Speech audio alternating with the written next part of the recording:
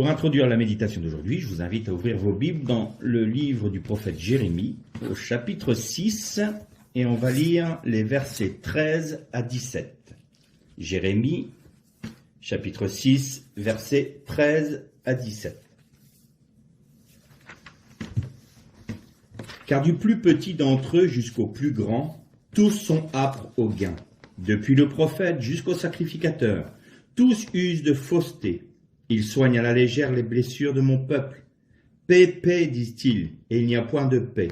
Et alors dans la traduction plus littérale, c'est « Ils disent tout est bien, mais non, rien n'est bien. Ils devraient avoir honte des horreurs qu'ils commettent, mais la honte ne les atteint pas. Ils ne savent plus rougir. C'est pourquoi ils tomberont avec ceux qui tombent. Excusez-moi. Ils trébucheront au temps où j'interviendrai contre eux, dit l'Éternel. Ainsi parle l'Éternel. Placez-vous sur les chemins, regardez. Informez-vous des chemins antiques, des antiques sentiers. Où donc est le chemin? Marchez-y et trouvez le repos de vos âmes. Mais ils répondent, nous n'y marcherons pas. J'ai suscité pour vous des sentinelles. Soyez attentifs au son du chauffard. Mais ils répondent, nous n'y serons pas attentifs. On fera une autre lecture, toujours dans le livre du prophète Jérémie, au chapitre 18, et on lira les versets 15 et 16. Jérémie 18, 15, 16. Cependant, mon peuple m'a oublié. Il offre de l'encens à des idoles. Il a été conduit à trébucher dans ses voies, dans ses routes d'autrefois pour suivre des sentiers, des voies non frayées. Ils ont fait de leur pays un objet de stupeur et de raillerie. Pour toujours ceux qui y passent sont stupéfaits et hochent la tête.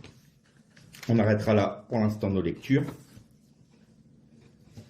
Le prophète là parle du peuple d'Israël, bien entendu.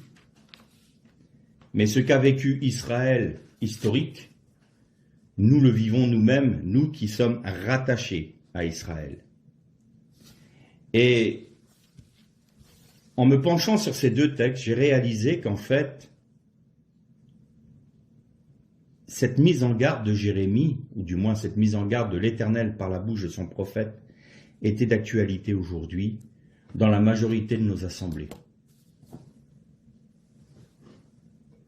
Quand j'écoute certains messages, quand il m'arrive, alors je ne suis pas en train de faire un jugement de valeur, voilà, en disant eux ils ont bien, moi je suis meilleur, ça n'a rien à voir avec ça, mais tout de même, il faut qu'on fasse un constat. Dans beaucoup de messages, on cherche à produire une émotion positive dans l'assemblée. On ne cherche plus à connaître les anciens sentiers, c'est-à-dire les chemins par lesquels ont marché nos pères, ceux qui étaient aux premières loges, c'est-à-dire les apôtres. Et on est là en train de faire une religion.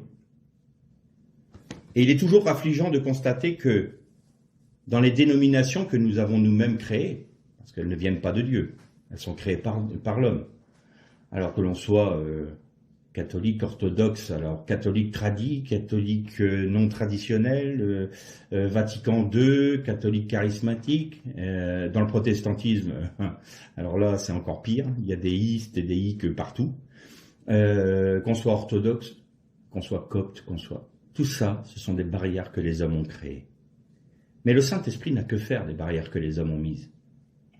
Et en discutant parfois avec des serviteurs, et notamment un que j'ai en mémoire, il me disait « Ah, j'aimerais tellement que tu apportes le message dans mon assemblée, mais je ne peux pas, parce que tu n'es pas reconnu par ma dénomination. » Donc, ça m'a ouvert les yeux sur une réalité qui était assez, entre guillemets, pas amusante, mais qui donne envie de pleurer. C'est que, admettons que plusieurs dénominations me demandent d'apporter un message chez elles. Il faut que je suive le cursus d'études de chaque dénomination pour être reconnu.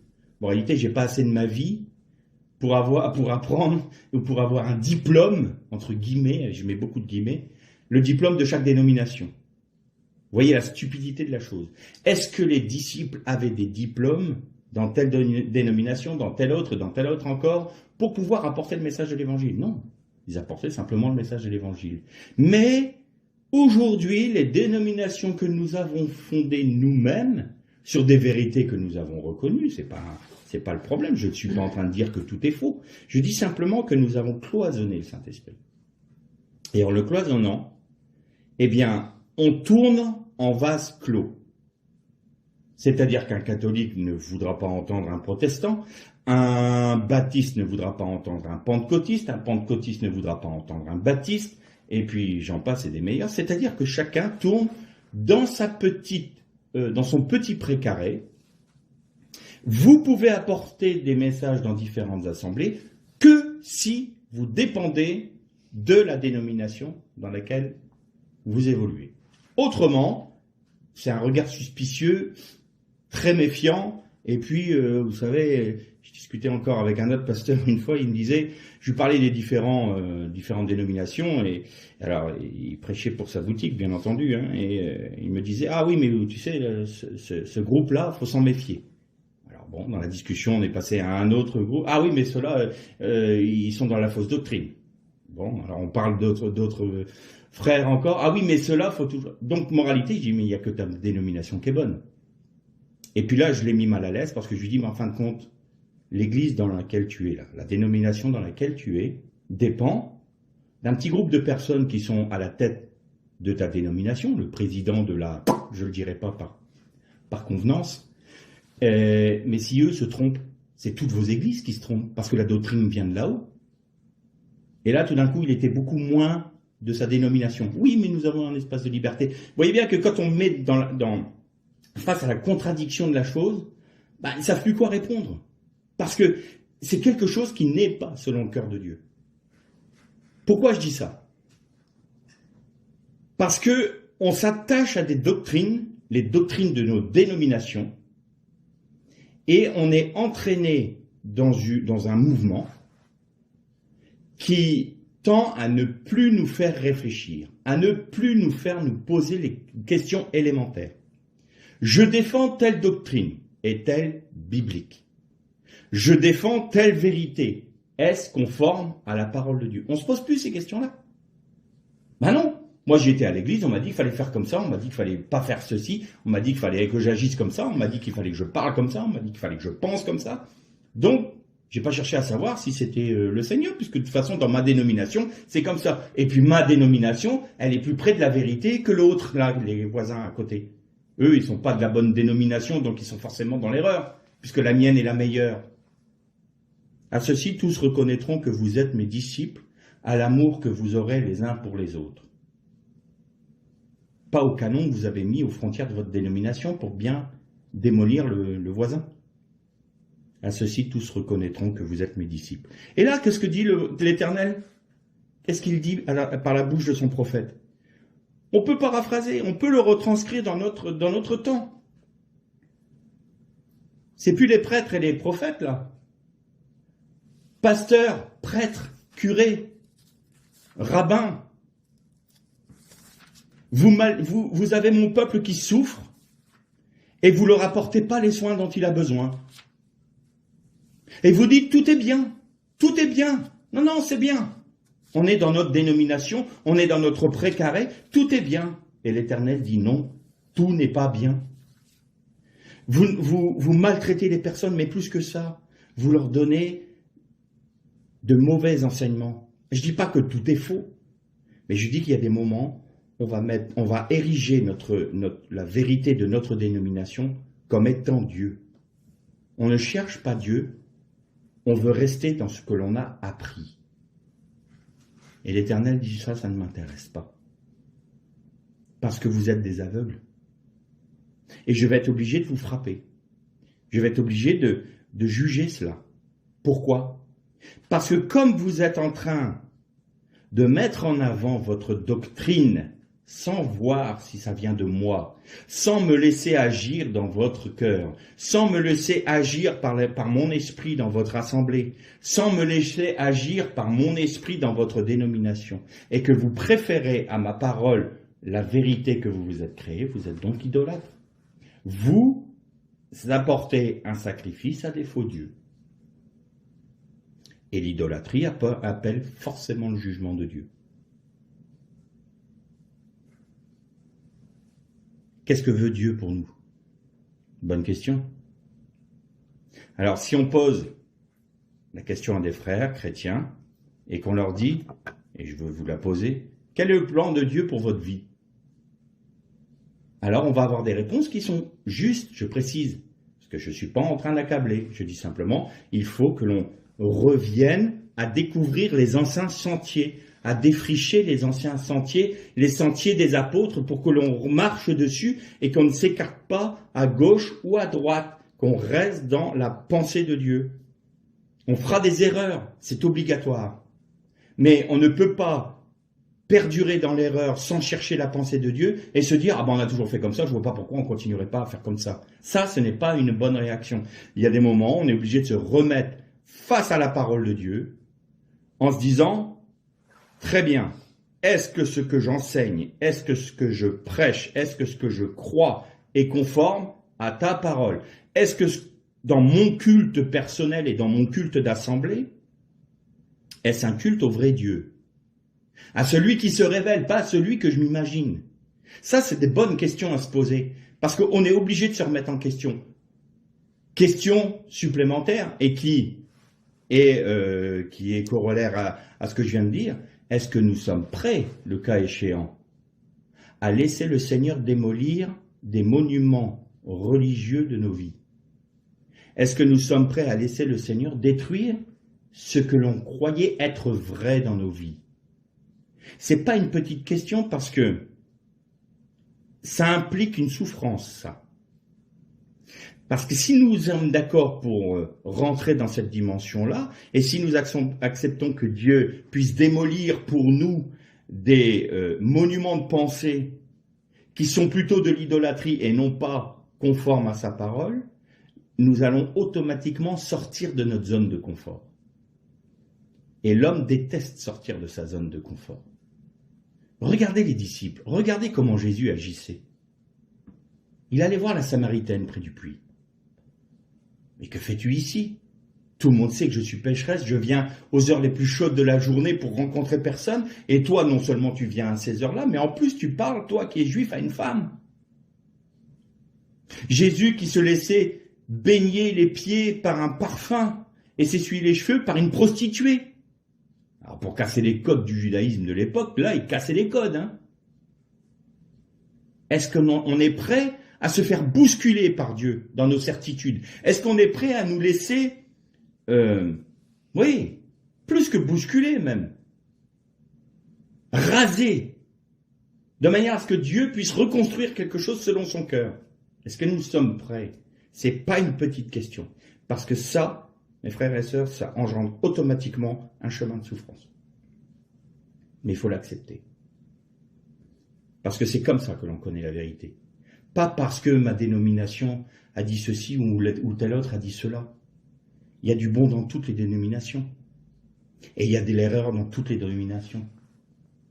C'est pas la question.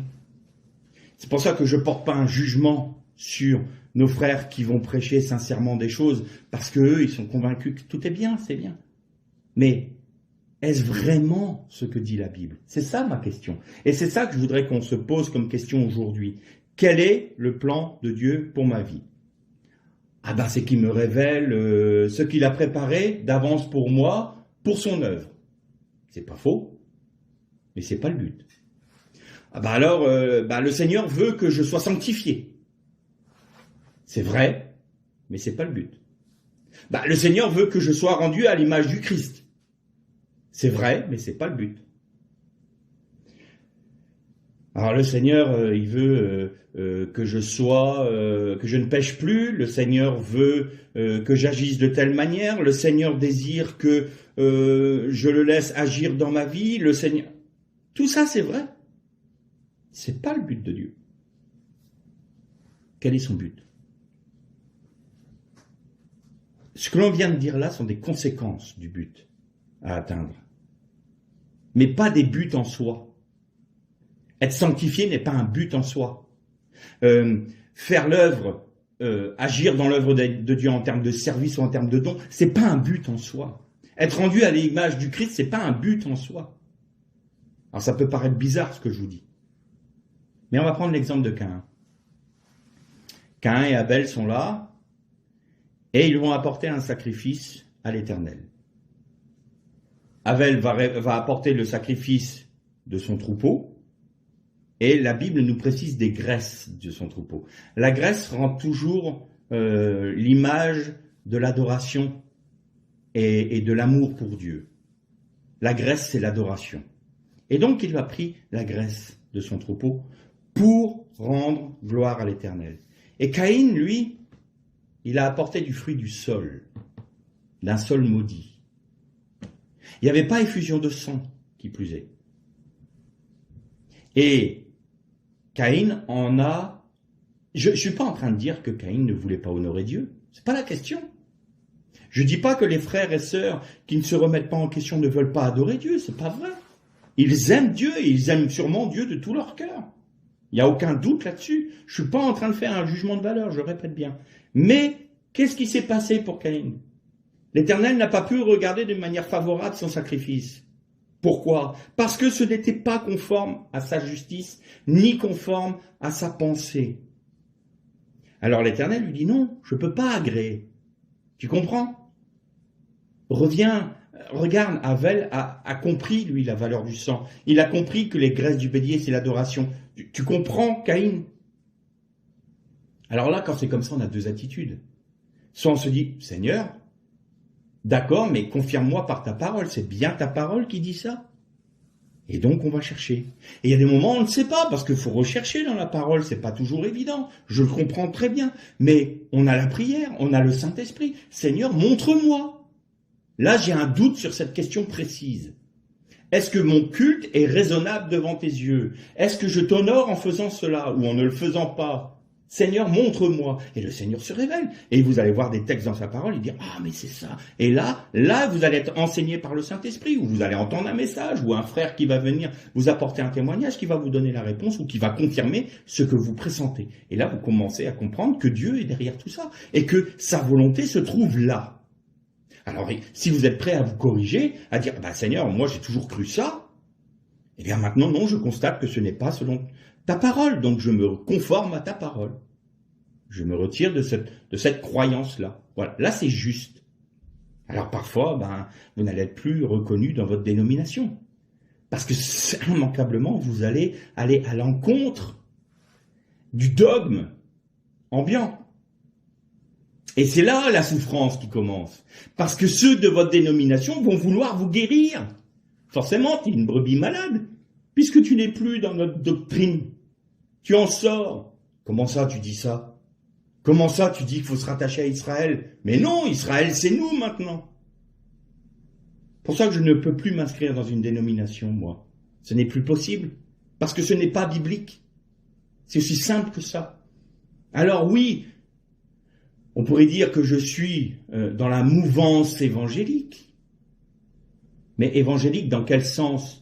Dans le sens d'un retour total à la parole de Dieu, les évangiles qui sont la confirmation de ce qu'on appelle l'Ancien Testament, mais qui est le Tanakh en hébreu, et de l'accomplissement du judaïsme en Jésus-Christ. Donc je reconnais, moi, que je suis rattaché à Israël par le sacrifice de Jésus, et je suis donc rattaché aux promesses d'Israël. L'accomplissement de toute la Bible par Jésus-Christ, voilà, ça c'est l'évangile. C'est dans cette mouvance évangélique que je m'inscris. Pas dans les débordements que l'on voit dans les églises évangéliques de tous ordres que ce soit. Parce qu'il y a des doctrines qui sont diaboliques chez les évangéliques. Tout comme il y a des doctrines qui sont diaboliques chez les catholiques, ou chez les baptistes, ou chez les adventistes, ou chez les... n'importe quel, vous mettez les listes que vous voulez. Alors il y a deux attitudes. Soit on dit, Seigneur, effectivement, il faut que je corrige. Et Caïn pouvait très bien faire ça, dire, Seigneur, pardonne-moi, j'ai pas compris, j'avais pas compris, j'étais sûr de t'honorer, bien écoute, je l'ai déjà dit dans une autre prédication, eh bien, je vais aller auprès de mon frère et je vais lui acheter un agneau de son troupeau et je vais t'offrir un sacrifice. Et je vais l'offrir pour toi, pour voir que je t'honore. Et après, je vais même peut-être aller demander à mon frère s'il veut bien qu'on offre un sacrifice ensemble. Parce que tu aimes la communion. Vous imaginez, là, ce qui aurait pu se passer? Pourquoi es-tu triste? Pourquoi ton cœur est rempli de chagrin, dit l'Éternel à Caïn? Parce que le fait que l'Éternel n'agrée pas son sacrifice, Caïn a été dans un premier temps chagriné. Il s'est trouvé triste parce qu'il s'est senti moins aimé par Dieu.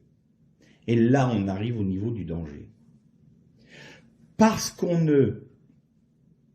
n'accepte pas, entre guillemets, la direction de l'esprit ou la remontrance de Dieu, on pense qu'il nous aime moins. Mais c'est parce qu'il nous aime qu'il nous corrige. Autrement, vogue la galère, va où tu veux. Moi, si je t'aime pas, peu m'importe. Si tu te fais écraser par une voiture derrière, c'est sa vie. Hein. Ça, du moment que ça n'influe pas sur la mienne et que ça n'a pas de conséquences sur la mienne, que tu vives, que tu meurs, que tu te blesses, que tu sois malade, quelles conséquences ça a pour moi? Je m'en moque. Je t'aime pas. Vous voyez la différence? Par contre, si je sais que mon enfant va être en danger s'il joue avec une prise ou s'il traverse la route sans regarder, bien entendu que je vais dire, mais fais attention, et je vais peut-être avoir une réaction vive sur le moment, par la peur du danger pour mon enfant, et donc je vais le corriger. Lui, il va me voir comme quelqu'un qui ne veut pas le laisser faire ce qu'il veut, il va me considérer comme un maître qui est autoritaire, il va me considérer peut-être mal, il va peut-être ne pas m'apprécier sur le moment. Mais quand il va comprendre qu'il y a peut-être une voiture qui arrive, ou que la prise électrique peut l'électrocuter, qu'il y a du danger, il va se dire, ah, en fait c'était pour mon bien qu'il a fait ça. Et Caïn a eu du chagrin. Et puis quand c'est comme ça, Satan vient. L'ennemi vient. Ah, tu vois, il t'aime pas. Hein. Puis regarde le frère à côté, lui, il a tout ce qu'il veut. C'est fou, hein. Il prie, il a. Toi tu pries, t'as pas. T'aimes pas.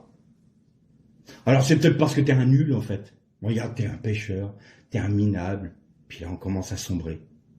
Et puis on vient dans la dépression. Et puis on se nourrit de ces paroles-là d'accusation, ces paroles de rancœur, ces paroles de rancune. Et qu'est-ce qui se passe? On commence à haïr le frère à qui il a tout ce qu'il veut, lui. Entre guillemets. Hein. Parce que nous on voit pas ces épreuves à notre frère. Parce qu'on pense que tout va bien pour lui. Mais il a ses propres épreuves. Tout comme nous. Et puis on commence à ressentir du ressentiment, de la rancœur. Et Caïn, ça a été jusqu'à la haine qui l'a amené au meurtre. Alors vous allez me dire, on n'est pas en train de se tuer dans les églises. Wow, l'histoire de la religion nous explique bien qu'il y a bien des moments où on a bien tué pour la religion. Au nom de Dieu, il y a des fleuves de sang qui ont coulé.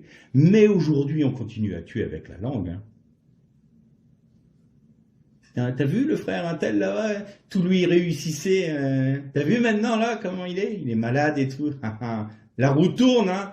Lui qui était si content là, qui nous disait dans l'église, regardez, le Seigneur m'a béni, bénissez le Seigneur parce que si vous vous confiez en lui, eh bien vous verrez sa main agir. Il n'arrêtait pas de nous dire ça, mais là aujourd'hui, qu'est-ce qu'il dit? Hein, il est sur son lit de maladie là. Ça me fait bien rigoler tout ça. Et là, il est toujours confiant en Dieu. Ça, c'est quoi? C'est des mises à mort. C'est des mises à mort. Et Caïn, c'est ce qu'il a fait avec Abel. Alors, qu'est-ce que Dieu veut pour nos vies? Une chose très simple. Dieu veut une relation avec sa créature basée sur l'amour.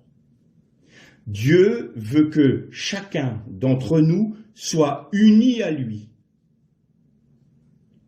Alors, vous allez peut-être me dire, toute cette démonstration pour cette porte ouverte, mais t'enfonces la porte ouverte, mon pauvre bonhomme. Peut-être. Parce que c'est pas tout de le dire et de dire, oui, Dieu veut qu'on soit unis à lui. Mais est-ce qu'on comprend ce que ça veut dire? Être unis à lui, c'est faire de Dieu toute notre satisfaction. C'est de faire de Dieu toute notre horizon. C'est de toujours penser à lui, de toujours parler avec lui, de toujours être en communion avec lui, de toujours faire de lui le premier. Maintenant, réfléchissez dans la journée, combien de fois c'est vous qui passez d'abord et Dieu ensuite. Et vous allez me demander si c'est une porte ouverte qu'on est en train d'enfoncer là. Dieu veut qu'à chaque instant de ta vie, tu sois uni à lui. Et donc, si tu es uni à lui, tu es sanctifié, tu fais son œuvre, tu accomplis les desseins qu'il a préparés d'avance pour toi, tu es rendu semblable à l'image du Christ, tu es sans péché. Ça, c'est les conséquences de cette union. Mais souvent, si on pose cette question, quel est le plan de Dieu pour ta vie? Moi, je suis appelé à être pasteur, moi, je suis appelé à être prophète, moi, je suis appelé à être ceci, moi, je suis appelé à prophétiser. Non, tu n'es pas appelé à ça. Tu es appelé à être uni à ton Dieu, à être noyé en lui, à être baptisé en Dieu, en Jésus-Christ. C'est en sa mort que vous avez été baptisés pour vivre de la vie de qui? De Christ. Donc, l'objectif, c'est d'être baptisé dans les eaux d'en haut en permanence. C'est d'enfants des eaux d'en bas. Nous devenons des enfants des eaux d'en haut. On n'est pas 50% en haut, 50% en bas. On est totalement en haut. Vous êtes assis à la droite du Père en Jésus-Christ, nous dit la Bible. Donc, il n'est pas en train de nous dire, vous êtes une jambe sur la terre, un bras dans les cieux, et puis les doigts de pied dans le shéol. Pas ça qu'il nous dit. Vous êtes assis à la droite du Père en Jésus-Christ. Donc, nous sommes des enfants des eaux d'en haut. Moralité, pourquoi agissons-nous comme des enfants des eaux d'en bas? La porte, on la sent beaucoup moins ouverte là tout d'un coup. On se dit, mais alors attends, dans ma journée, moi, qu'est-ce que je fais? Eh bien, tu te préoccupes du travail que tu as à faire pour Dieu, de ce que tu peux faire pour lui. Ça ne l'intéresse pas. Il n'a pas besoin de toi pour faire son œuvre. Il n'a pas besoin de moi pour faire son œuvre. Son œuvre se fera malgré tout, que je dise oui ou que je dise non pour lui, son œuvre se fera. Point. Je vais aller même plus loin. Dieu n'a que faire de ce que tu discernes qu'il faudrait faire pour son œuvre dans la région où tu es. Alors là, on va me lapider. Hein. Je suis plus un copain là, maintenant. Pourquoi? Pourquoi il s'en moque? Parce qu'il n'a pas besoin de toi pour le faire. Et si toi tu le discernes aujourd'hui parce que tout d'un coup tu réalises qu'il y a un besoin là, lui il le sait depuis déjà avant la fondation du monde. Et Dieu n'est pas un ignorant, il le sait. C'est pas parce que tout d'un coup toi tu ouvres les yeux, tu dis ah mais au fait, il faudrait pas que les gens se convertissent autour de moi. Dis donc, quel scoop. Non, le Seigneur le sait. Mais ce qu'il veut, c'est que toi tu sois attaché à lui pour que tu puisses être utile dans son œuvre. Pourquoi? Encore une grâce. Parce qu'il veut nous associer à sa gloire. Il veut nous associer à son œuvre. Il n'a pas besoin de le faire, mais c'est son désir. Pourquoi? Parce qu'il nous aime. Et il voudrait simplement qu'on lui dise, tu sais Seigneur, je voudrais juste passer du temps avec toi. Parce que je t'aime en fait. Non, je te demande rien. Combien de fois on est des consommateurs? Le Seigneur va te bénir. Si tu viens aux réunions, le Seigneur va te donner. Puis là, c'est pas un tiroir caisse, le Seigneur. C'est pas un jukebox. Tu mets une pièce, mettez votre dîme et vous serez bénis. C'est pas ça. Le Seigneur veut qu'on soit dans la communion des frères en disant, je te cherche toi. Toi. Seigneur, je veux un temps avec toi. Il y a des moments, je dis au Seigneur, c'est pas pour me mettre en avant, parce que bien souvent je suis pareil que tout ce que je viens de dénoncer. Donc je suis pas meilleur que les autres, mais parfois je dis au Seigneur, tu sais, j'ai rien à te demander. Mais juste simplement, j'ai envie de te dire que je t'aime. Je passe juste 30 secondes pour te dire, écoute Seigneur, je pense à toi. Je pense à toi et voilà, c'est tout. Je veux simplement que tu saches que je pense à toi. Ça, je suis convaincu que son cœur de père est rempli d'affection quand il voit un enfant comme ça. Et c'est là que je réalise en vous parlant que combien de fois je ne le fais pas et combien de fois je suis plutôt en train de dire « Seigneur, il me manque ci, Seigneur, il me manque ça. Seigneur, quand est-ce que tu vas me répondre sur ce sujet-là? Seigneur, j'aimerais bien comprendre ça dans ta parole. Pourquoi tu me le dis pas? Seigneur, pourquoi tu me réponds pas? Seigneur, pourquoi... » Vous imaginez les petits-enfants là qui sont toujours... Leurs parents sont en train de discuter entre adultes, puis t'as le petit garçon qui est là ou la petite fille qui est en train de tirer sur le manteau « Papa, papa, papa, papa, papa, papa. » Et il s'occupe pas de savoir ce que le père veut ou ce qu'il est en train de faire. C'est son intérêt à lui qui est tout de suite et c'est immédiat. Et on est comme ça. Seigneur, Seigneur, Seigneur, Seigneur, Seigneur. Le Seigneur dit, écoute, je veux juste un moment avec toi. Tu veux bien passer un moment avec moi? Non, je veux jouer avec mes copains. Combien de fois on va à l'église pour jouer avec nos copains? Plutôt que de nous passer un temps avec Dieu notre Père. Alors ce que Dieu veut, c'est une communion d'amour. une union, que nous soyons attachés à lui. Un père va toujours agir d'une manière pour ses fils ou ses filles, ou au tout début, quand ils sont dans l'éducation, ils le trouvent peut-être comme un tyran. Les enfants vont regarder le père, « Ah, mon père, c'est un rabat-joie parce qu'il m'empêche de faire ce que je veux. » On le prend comme un maître. Et puis quand on arrive à l'âge adulte, j'ai la grande chance d'avoir des enfants adultes, on passe des moments ensemble qui sont c'est extrêmement agréable. Parce qu'en échange, je découvre leur personnalité, leur intérêt, leur sujet de joie, leur sujet de tristesse, on partage ensemble. Et quand c'est comme ça, on parle, on est en commun, on a une communion. Il y a un amour entre mes fils ou mes filles et moi qui se fait parce qu'on est des adultes et que je vois leur personnalité. Mais c'est ça mon but, c'était ça mon but, d'avoir ces échanges avec mes enfants. Pas de leur dire, je vais vous diriger dans votre vie avec un coup de fouet en permanence. Et le Seigneur, c'est ça qu'il veut avec nous. C'est au début, il nous conduit comme un maître, parce qu'il est obligé, on fait des erreurs, on est des petits enfants, il faut bien qu'on grandisse. Et puis à un moment, on a une maturité spirituelle, on dit, Seigneur, je veux simplement passer du temps avec toi.